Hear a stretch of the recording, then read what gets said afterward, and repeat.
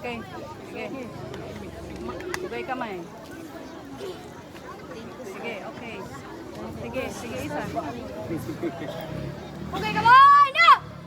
Sugay kamay, isa. Magandang araw po. Mga Mga ginoo. ginoo. Handa na po. Ang Ang kurbada. Barbada Iyas. Sa pagkakal.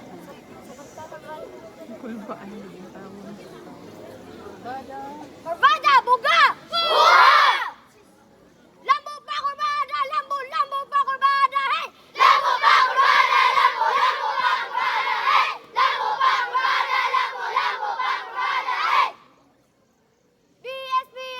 Salud! BSP! Salud!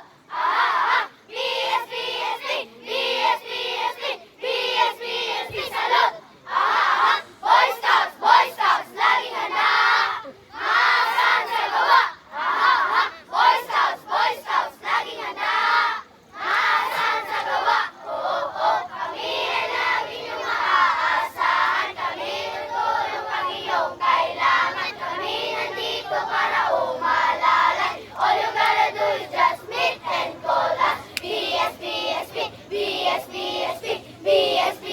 Salud! BSP! Salud! Okay.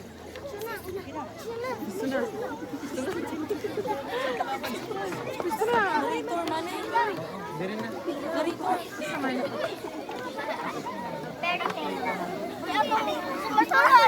Ay, mag-start.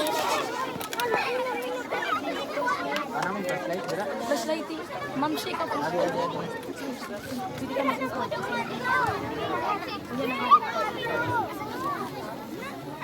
Triki! Samahan! Yan, ikot!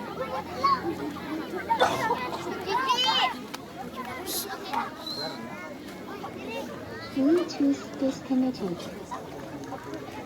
Hiluwa daw, hiluwa. Ini na lang. Adi kay Mayan, oh. Sige, go. Magandang umaga po sa lahat. Ngayon po ay magpapakita ang Eagle Patrol ng Istama Ekrinske na pinamamagat ang mga scout sa pagtanggol ng kalikasan. Tauhan, Matt Scout Leader, Alfonso Scout 1, Blessy Scout 2, RG Scout 3, Inang Kalikasan or Mother Nature. Tagpuan sa campsite ng Eagle Patrol. Isang araw, nagpulong ang mga scout sa campsite ng Eagle Patrol. Pinatawag sila ng kanyang scout leader na si Matt. Nilahad niya ang misyon sa kanyang patrol at ibinigay ang listahan sa kanyang dapat gampanan. Pagkatapos ay pumunta ang mga scout sa iba't ibang direksyon para gampanan ang kanilang gawain. Napunta si Alfonso sa kagubatan. Nakita niya na may tao ng moto ng mga punong kahoy. Zing! Nagbagsakan ng mga punong kahoy at nakita niya nakakaguna ang kagubatan. Sinabihan ni Alfonso ang mga namumutol na sa bawat punong pinuputol ay dapat may kapalit din na dapat itanim.